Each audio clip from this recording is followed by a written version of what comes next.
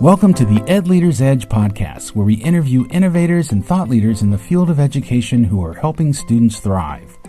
I'm your host, Ed Madison. I'm a professor and researcher at the University of Oregon, an educational consultant, and serve as executive director of the Journalistic Learning Initiative, a nonprofit organization that empowers elementary, middle, and high school students to discover their voice, improve academic outcomes, and become self-directed learners through project-based storytelling.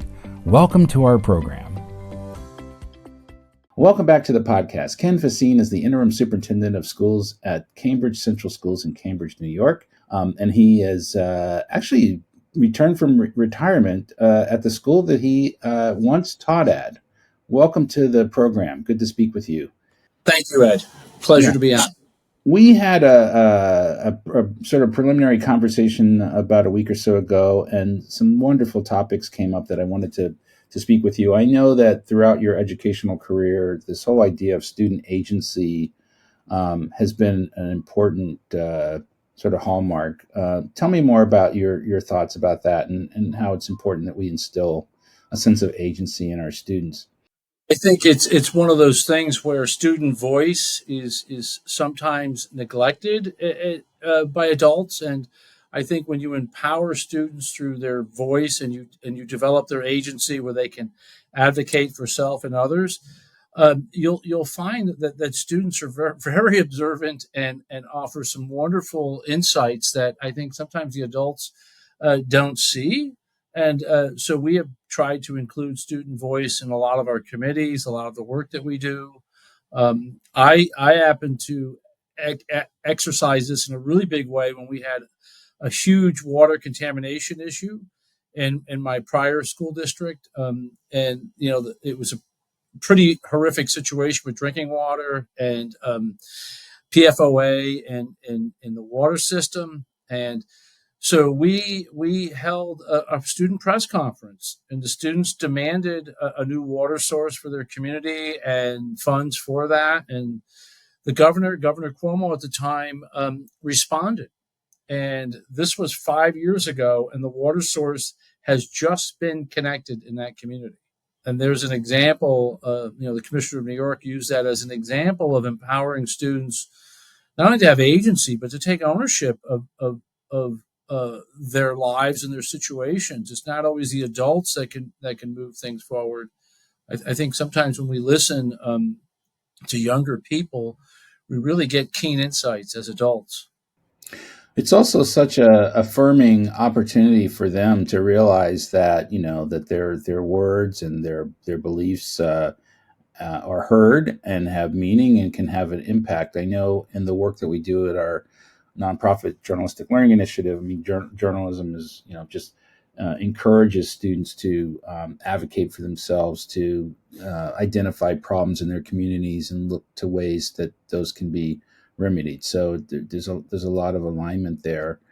We talked about social emotional learning too, and just sometimes it kind of gets talked about as soft skills, but they're becoming even more essential skills for kids to really be able to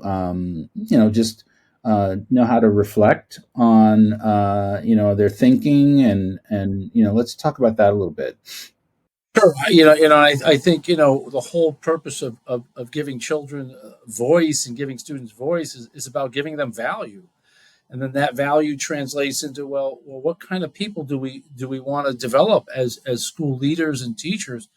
Well, we want students that have great social, emotional skill sets, just like we want in our own relationships. We want people that have emotional control, that have empathy, that have good relationship skills, that have good communicative skills.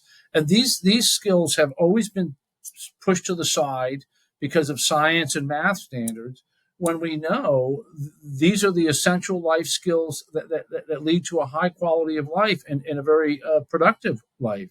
And I think a lot of times schools haven't put the emphasis there. They haven't done that kind of work. It's hard work to figure out how do I index my students socially and emotionally, and then how do I grow out those challenge areas, and how do I accentuate those strengths?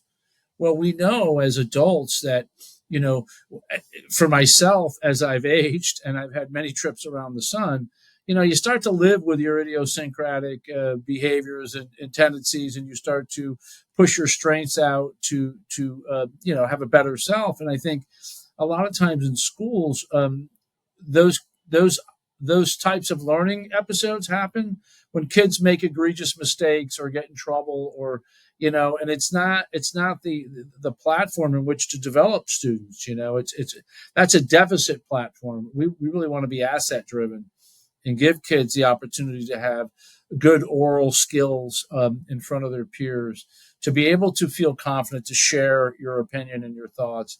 That's really hard in a group. I know at the collegiate level, when you ask students to do a presentation, I mean they're a nervous wreck because they haven't done it in their secondary setting. Right.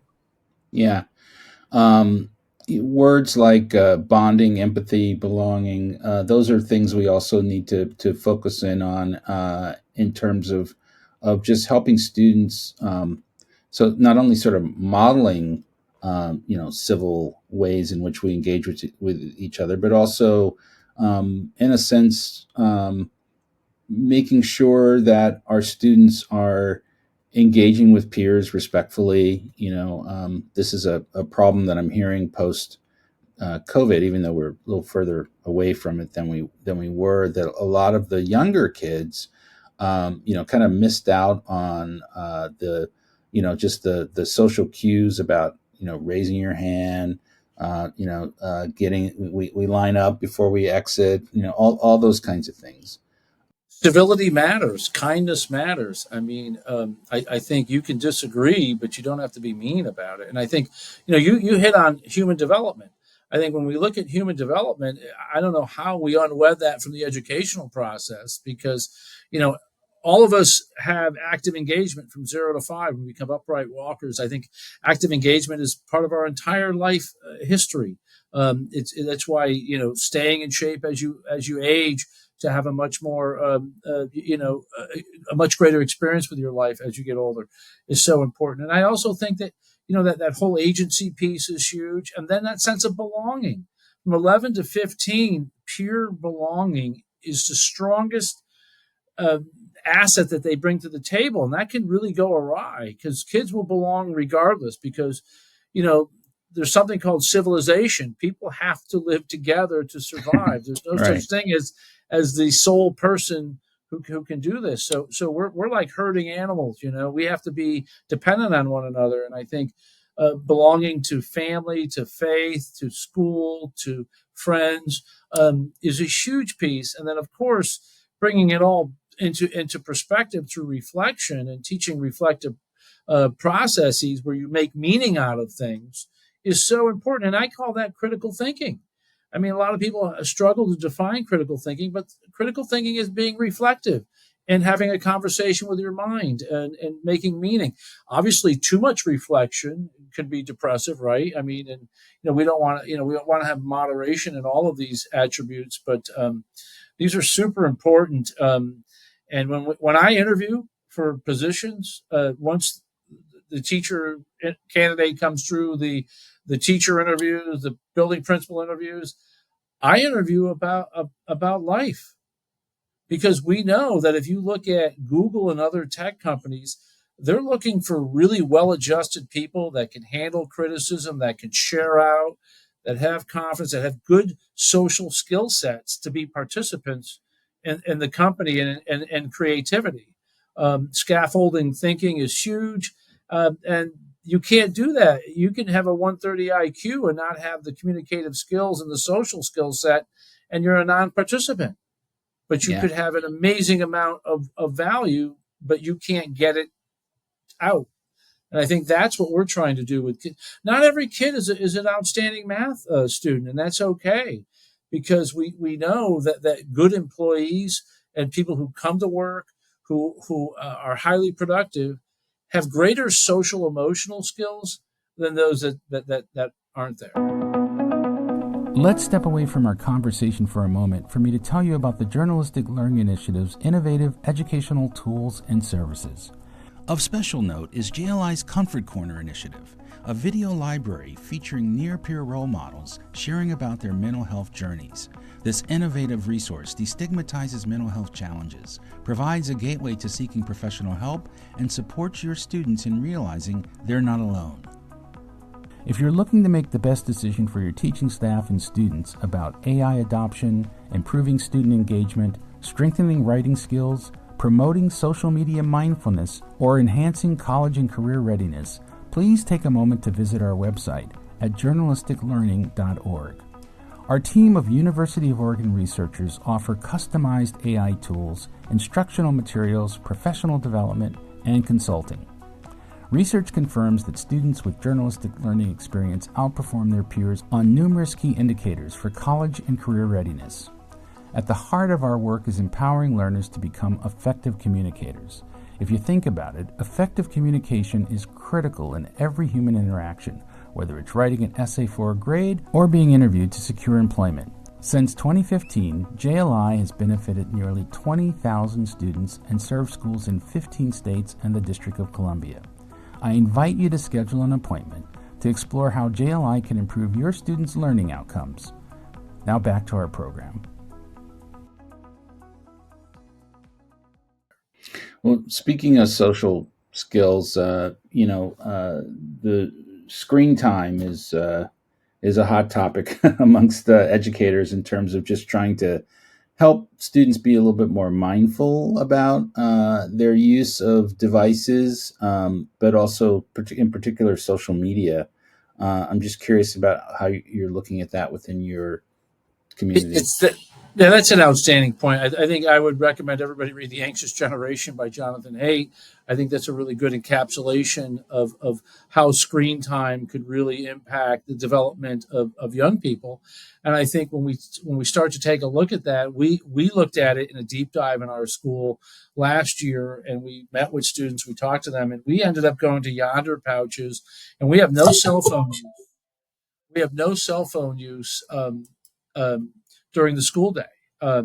And our kids have, and just anecdotally, in the first 10 weeks of the school year, are much more socially engaged with each other, much more communicative, because they don't get to use them in study halls, they don't get to use them in lunch, they don't get to use them in the hallway. And now we've actually found, this is interesting, the principals came to me and found notes, handwritten notes that were passed. And I'm like, oh my gosh, this is like a relic from the 70s and 80s.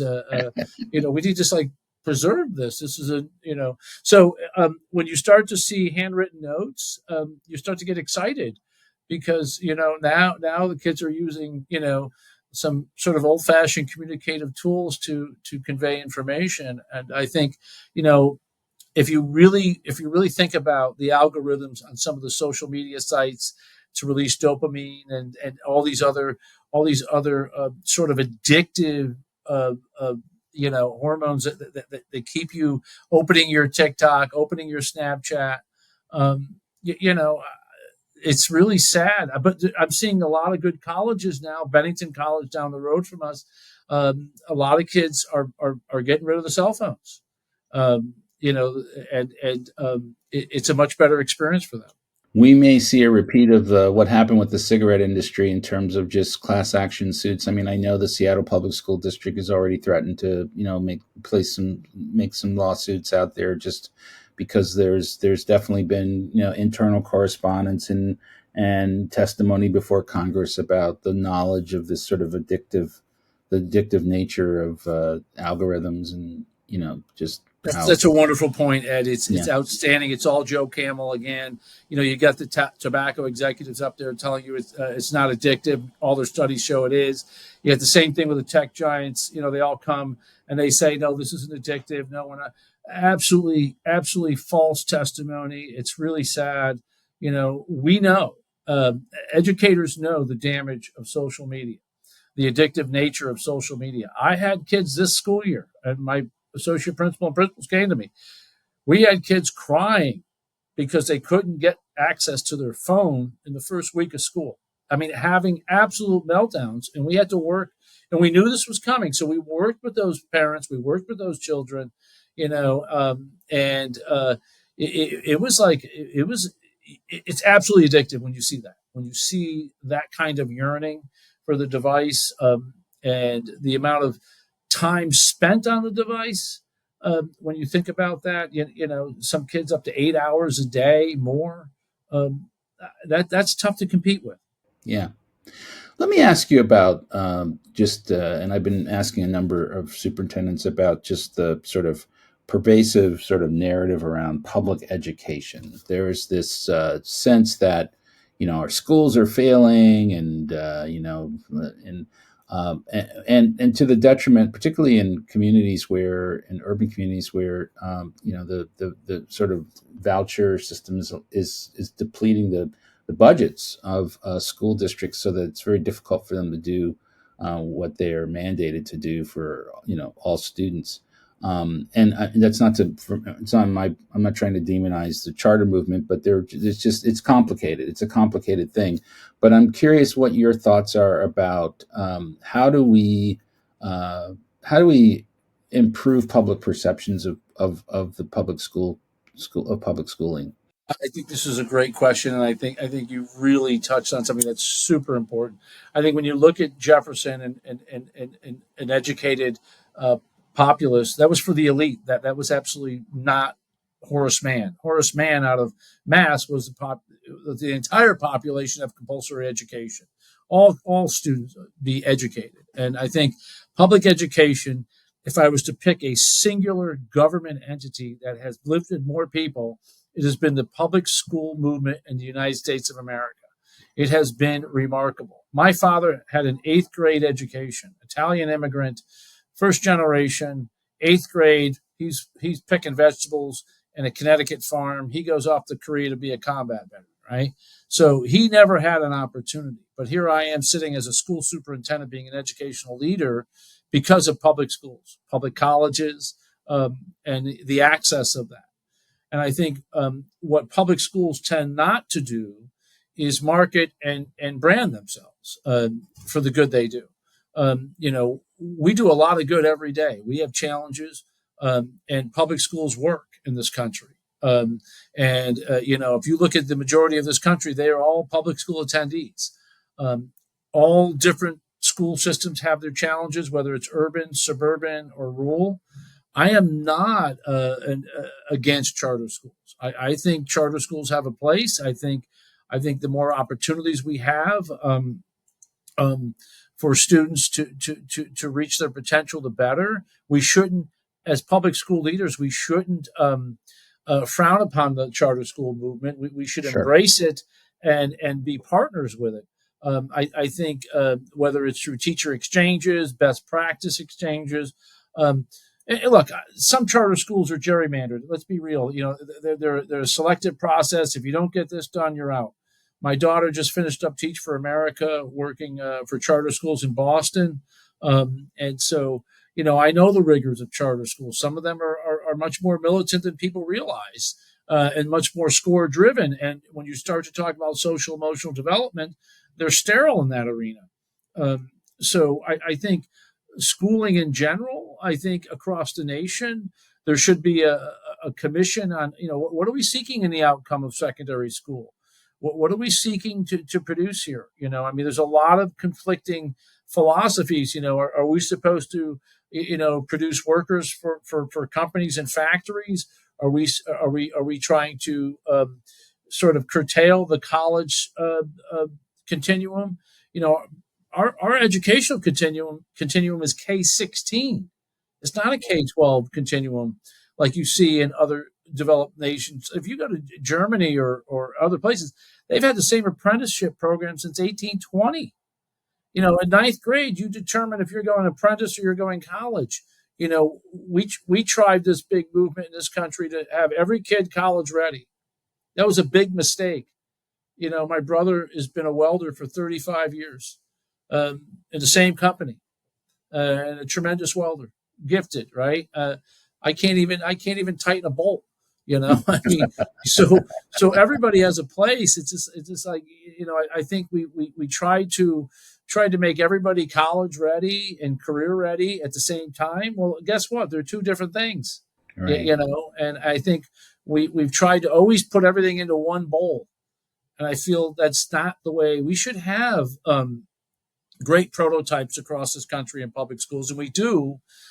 We just don't share out the information well. We tend to have these standardized tests. We tend to look at all those scores. If you go back in the 70s, only a select group of kids took the SATs. Right. I mean, we've got the masses now sitting for SATs. So, of course, the scores are going to level out and so on. And I just feel like there's a place for everybody in society, but everybody doesn't have to be a post-high school reader to be, successful. And I think we're trying to set a standard that's not unique to the populations we serve. In New York State, we're really making a big push on CTE, career and technical education, yes, because we're finally realizing that electricians and plumbers and HVAC and all of those trades, those licensures are associate degrees. Right. Those are amazingly productive members of society. Mm-hmm. And I think there's a place for everybody in public school. And I think, I believe public schools do a great job. And I think if I was to say this to all the listeners, if you go back and you think of the most influential person outside of your family in your life, it was a public school teacher, and it had nothing to do with the subject. It had to do with the person valued you, and you were able to trust and have a relationship with that adult, and that person influenced you to a positive end. It's truly amazing when I speak to people about this. Everyone can bring up somebody who, my high school football coach, John Pemrick, my high school math teacher, Craig Rudes. I still ski with Craig Rudes. He's in his mid-70s. This guy is like my man. He's helped me through some difficult times. Yeah. And that's what you want in life. I mean, it doesn't always have to be A+ for everybody. Yeah. Thank you so much, Ken. Let people know how they can either find you on LinkedIn or find your district on. Yeah, they can go to Cambridge Central School District.org and get my email and contact me. I'm more than willing to speak to anybody about this. I'm very passionate about it. And I think, I'm really excited about the future of this country. I was just in an assembly with Native American dancers here in our school. We have a large Native American population in our community, and it was beautiful. I have the utmost confidence in our young people. Terrific. Thank you so much. Thank you so much. The Ed Leader's Edge podcast is produced by the Journalistic Learning Initiative. Please check out our latest books, Language Arts in Action from W.W. Norton Publishing, and Raising Empowered Learners from Rauman and Littlefield. For more information about our work, please visit journalisticlearning.org or edleaderedge.org. Thanks for listening.